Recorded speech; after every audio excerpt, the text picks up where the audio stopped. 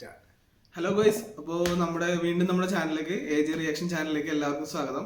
ഞങ്ങൾ ഇന്ന് ഇവിടെ ചെയ്യാൻ പോകുന്നത് പുനീത് രാജ്കുമാർ, കന്നഡ സൂപ്പർ സ്റ്റാർ പുനീത് രാജ്കുമാർ, അപ്പുവിൻ്റെ ഒരു ഏറ്റവും വൺ ഓഫ് ദ ബെസ്റ്റ് മൂവിയായ മിലാന മലയാളത്തിൽ ഡബ് ചെയ്തിട്ടുണ്ട്. ഞാനത് കണ്ടിട്ടുള്ളതാണ് പണ്ട് 2010 ടൈമിൽ. പക്ഷെ എനിക്ക് അന്ന് കാണുമ്പോഴത്തേക്കും അറിയില്ലായിരുന്നു ഇങ്ങനെ കർണാടക എന്ന് പറഞ്ഞാൽ സംസ്ഥാനം ഉണ്ടെന്നും ഉണ്ടെന്ന് അറിയാം. പക്ഷെ കന്നഡയാണ് സംസാരിക്കുന്നത്, അവിടെ ഇങ്ങനെ സൂപ്പർ സ്റ്റാർ ഉണ്ടെന്ന ഒന്നും നമുക്കറിയില്ല. അന്ന് ജസ്റ്റ് നമുക്ക് റാൻഡമായിട്ട് ക്യാസ്റ്റ് എടുക്കുമ്പോൾ കണ്ടതാണ്. അന്ന് ഞാൻ എൻ്റെ ഫാമിലി ആയിട്ട് കണ്ടത്, എല്ലാവർക്കും ഇഷ്ടപ്പെട്ടതുവാ. അത് 2007 പടം ഇറങ്ങിയത്. ഞാൻ ഇവിടെ ബാംഗ്ലൂർ കർണാടകയിൽ റിലീസ് ചെയ്തത് 2007. അതിനുശേഷമാണ് നമ്മൾ മലയാളത്തിലേക്കും ഒറിയയിലേക്കൊക്കെ ഈ സിനിമ ഇത് റീമേക്ക് ചെയ്തിട്ടുണ്ട്. ഓക്കെ. ഞാനത് അന്ന് കണ്ടിട്ടുള്ള നല്ല മൂവിയാണ്. ലവ് സ്റ്റോറിയാണ്, ഹസ്ബൻഡ് ആൻഡ് വൈഫിന്റെ. കർണാടകയിൽ ഈ മൂവി 500 days ഓടിയുണ്ട്. അതും മൾട്ടിപ്ലക്സിലാണ്. അതിന്റെ റെക്കോർഡ് ഉണ്ടെന്നാണ് തോന്നുന്നത്. ഹിസ്റ്ററി ഓഫ് മൾട്ടിപ്ലക്സിൽ ഏറ്റവും കൂടുതൽ ഡേയ്സ് ഓടിയിട്ടുള്ളത്. 500 days സക്സസ്ഫുള്ളി ആയിട്ടാണെന്നാണ് നമുക്ക് കിട്ടിയിട്ടുള്ള ഒരു ഡീറ്റെയിൽസ്. നമ്മളത് നോക്കുമ്പോഴത്തേക്കും അങ്ങനെയാണ് അത് വരുന്നത്. നമ്മുടെ പാർവതി തിരുവോത്താണ് നായിക. തിരുവോത്തിന്റെ ഫസ്റ്റ് മൂവിയാണ്, കന്നഡയിലത്തെ ഫസ്റ്റ് മൂവിയാണ്. പിന്നെ ഇതിനകത്ത് ഇതിന്റെ പാട്ട് എല്ലാവരും നമ്മുടെ നാട്ടിൽ ഹിറ്റ് ആയിട്ടുള്ളതാണ്. ആ പാട്ട് നമുക്ക് എന്തായാലും നമ്മളെ വീഡിയോസിൽ തന്നെ ഈ പാട്ട് നാട്ടില് ഹിറ്റായിരുന്നു. എനിക്ക് തോന്നുന്നു കേരളത്തിൽ ഹിറ്റായ മെയിൻ കന്നഡ പാട്ട് ഒന്നെന്ന് പറഞ്ഞാൽ ഇതാണ്. ആ ടൈമിലാണ് ഞാൻ ആക്ച്വലി ഈ പാട്ട്, എൻ്റെ ഒരു ചേട്ടനുണ്ട്, ശരത് എന്നാണ് ചേട്ടൻ്റെ പേര്. ആ ചേട്ടൻ അന്ന് പുറത്ത് പഠിക്കാൻ വേണ്ടി പോയിരുന്നു. അപ്പൊ നമ്മള് ചെറുതാണ്. ചേട്ടൻ വന്നിട്ട് ഒരു പ്രാവശ്യം വീട്ടിൽ വന്നിട്ട് ഈ പാട്ട് പ്ലേ ചെയ്യുന്ന സമയത്താണ്, ഇത് എന്ത് ലാംഗ്വേജ് ആണത്, നമുക്കറിയില്ല, ലാംഗ്വേജ് അറിയില്ല. ഇവിടെ വരുമ്പോഴത്തേക്കാ പിന്നെ അറിയണത് ഇങ്ങനെ ലാംഗ്വേജ് ഉണ്ടെന്നല്ല. അപ്പോഴാണ് നമ്മൾ നോക്കുമ്പോൾ ഇങ്ങനെ ഒരു പുനീത് രാജ്കുമാർ, പണ്ട് ലെജൻഡാണ്, കന്നഡയിൽ ഉണ്ടായിരുന്ന ലെജൻഡാണ് രാജ്കുമാർ. പണ്ട് നമ്മളെ വീരപ്പനൊക്കെ തട്ടിക്കൊണ്ടുപോയിട്ടുള്ളല്ലേ, ആളുടെ മകനാണ്. പക്ഷെ ഇപ്പൊ ആളില്ല, ആള് മരിച്ചുപോയി. രണ്ടുപേരും മരിച്ചു. ഇനി ശിവരാജ്കുമാർ ഉണ്ട്, മൂത്ത ആളാണ് ശിവരാജ്കുമാർ. മൂത്തത് അതിന് മുകളിൽ ഒരാളുണ്ടെന്ന് തോന്നുന്നു. കറക്റ്റായിട്ട് ഫാമിലി ഡീറ്റെയിൽസ് അറിയില്ല. പക്ഷെ ആക്ടിങ് ഫാമിലി ആണ് മൊത്തം. അച്ഛനായിട്ടും 2 മക്കളും പിന്നെ വേറൊരു ചേട്ടനുണ്ട്. അങ്ങനെയൊക്കെയാണുള്ളത്. അപ്പൊ എന്താ പറയാ, ആൾക്ക് അപ്പൂന്നാണ്. നമ്മളിവിടെ കർണാടകയിൽ വന്നു കഴിഞ്ഞിട്ടുണ്ടെങ്കിൽ ഓട്ടോയുടെ ബാക്കിൽ അപ്പൂന്ന് എഴുതി വെച്ചേക്കുന്നതാണ് മിക്കവാറും. പുനീറ്റിന്റെ പടം മത്സരമുണ്ടാവും, ഒരു ഷാഡോ ഷെയ്ഡിൽ എഴുതി വെച്ചേക്കണ കാണാം ഓട്ടോന്റെ ഒക്കെ ബാക്കിൽ. എല്ലാ ഓട്ടോസിലും ഉണ്ട് അങ്ങനെ. അപ്പൊ അങ്ങനെയാണ്. അപ്പൊ അദ്ദേഹത്തിന് വേണ്ടിയിട്ടുള്ള ഒരു ട്രിബ്യൂട്ട് ആയിട്ട് വേണം ഞങ്ങൾ ഇപ്പൊ ഈ ഒരു മൂവി നമ്മളൊരു റിയാക്ഷൻ ചെയ്യാന്ന് വിചാരിക്കുന്നത്. അപ്പൊ എന്തായാലും നമുക്ക് റിയാക്ഷനിലേക്ക് സ്റ്റാർട്ട് ചെയ്യാം. ഓക്കെ.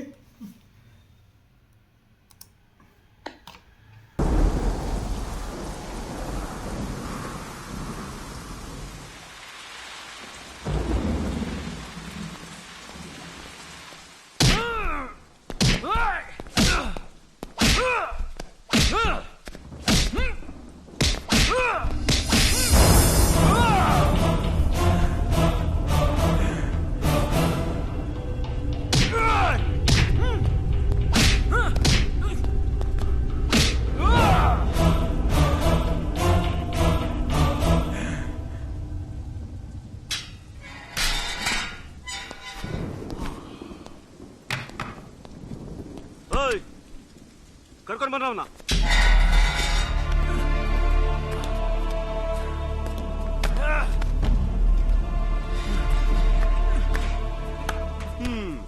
ಹೇಗಿದೆ ಈಗ? ಪ್ರೀತಿ ಅಂತ ಸಾಯ್ತಿಯಲ್ಲ, ನನಗೆ ಇಷ್ಟ ಅಲ್ಲದಿದ್ರು ಬಂದು ಕಾಟ ಕೊಡ್ತಾನೆ ಅಂತ ಆ ಹುಡುಗಿನ ಕಂಪ್ಲೇಂಟ್ ಕೊಟ್ಟಿದ್ದಾಳೆ.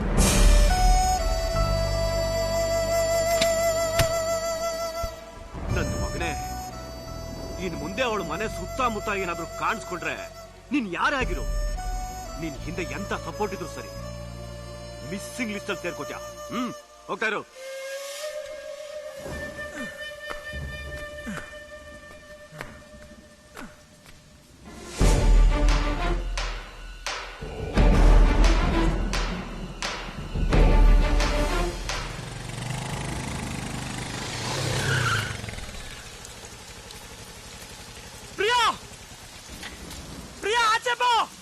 ಕಂಪ್ಲೇಂಟ್ ನೀನ್ ಬರ್ಕೊಟ್ಟಿಲ್ಲ ಅಂತ ನನಗೆ ಚೆನ್ನಾಗಿ ಗೊತ್ತು. ಇದನ್ನೆಲ್ಲ ನಮ್ಮಿಬ್ಬರ ದೂರ ಮಾಡಕ್ ಮಾಡಿರೋ ಪ್ಲಾನು. ನನಗೆ ನಿನ್ ಮೇಲೆ ನಂಬಿಕೆ ಇದೆ. ನೀನ್ ಆಚೆ ಬಾ ಪ್ರಿಯ, ನಾನು ಆಕಾಶ ಬಂದಿದ್ದೇನೆ.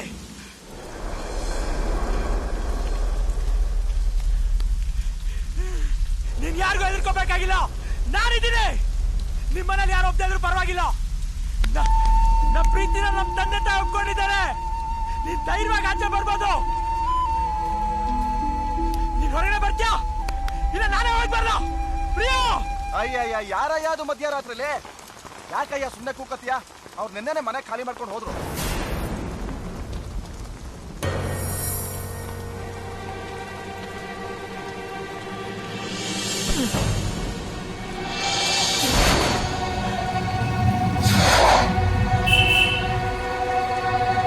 ಇನ್ನೇನೋ ಫ್ಲಾಶ್ ಬ್ಯಾಕ್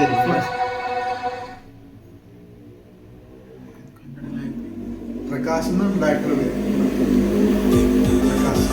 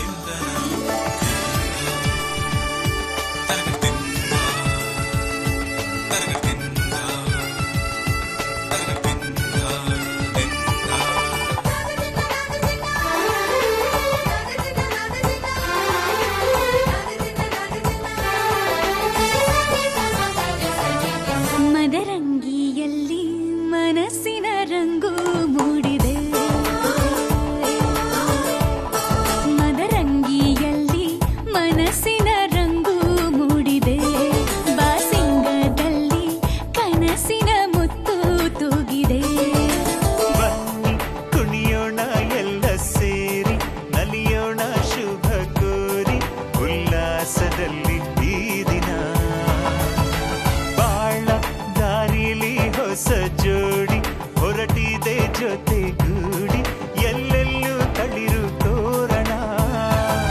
ಮದರಂಗಿಯಲ್ಲಿ ಮನಸ್ಸಿನ ರಂಗು ಮೂಡಿದೆ, ಬಾಸಿಂಗದಲ್ಲಿ ಕನಸಿನ ಮುತ್ತು ತೂಗಿದೆ.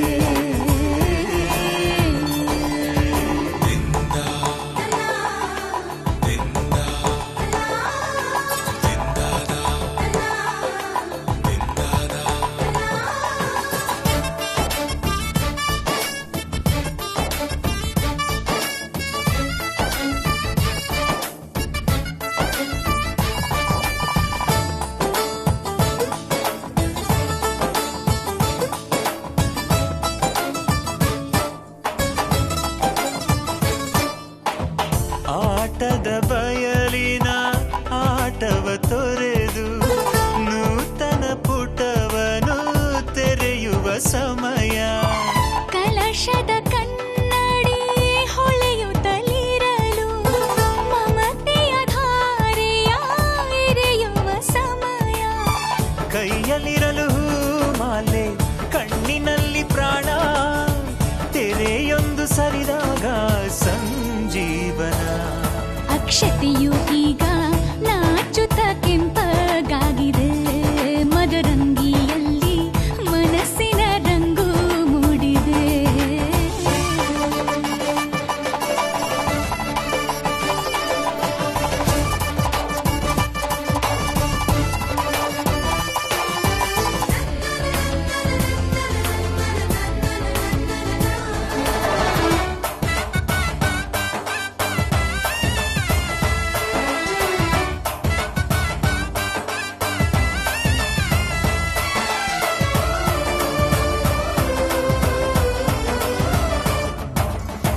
ಮಳೆ ಬಿಸಿಲಿರಲಿ, ಸಿಹಿ ಕಹಿ ಇರಲಿ, ಆಸರೆಯಾಗುವ ವಚನದ ಸಮಯ. ಮಂಗಲ ಸೂತ್ರದಿ ಬಾಳಿನ ಪಟವು ವಾನಿಗೆ ಏರುವ ಪಯಣದ ಸಮಯ.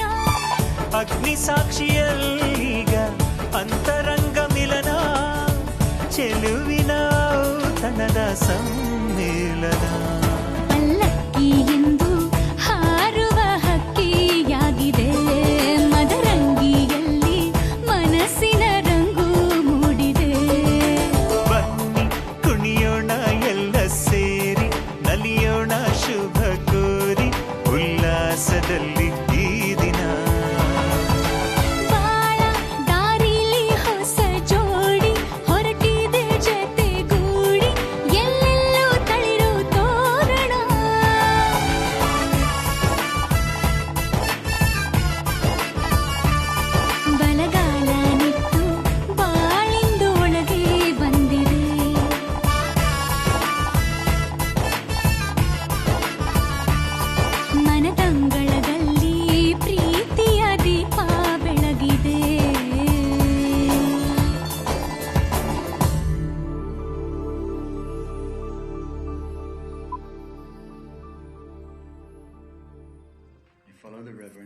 to Mount Ida.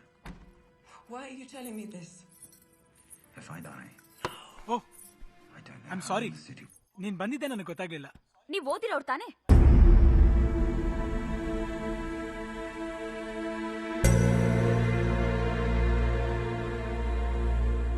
ಯಾಕೆ ಡೌಟಾ?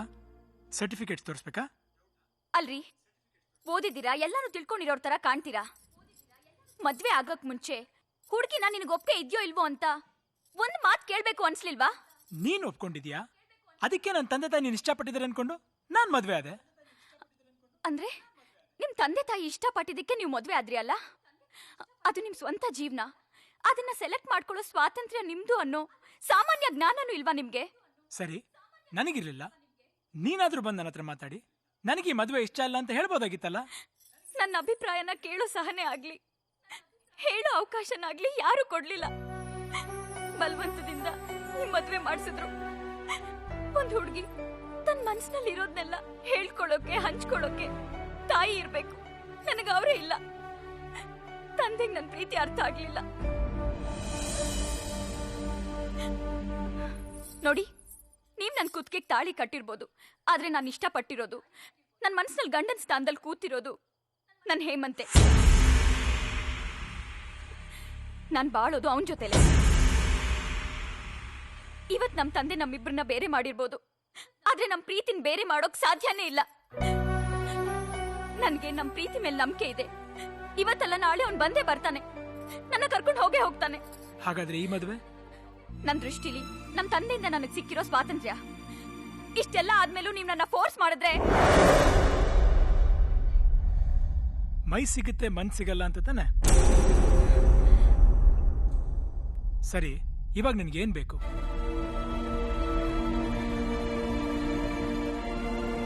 ಡೈವರ್ಸ್.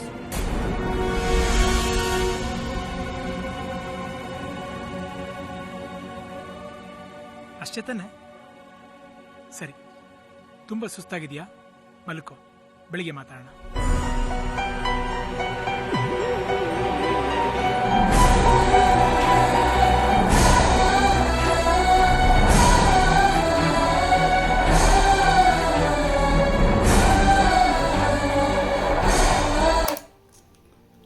ഓക്കെ ഗൈസ്, അപ്പോൾ ഇതാണ് നമ്മളുടെ ഒരു ഫസ്റ്റ് പാർട്ട് എന്ന് പറയുന്നത്.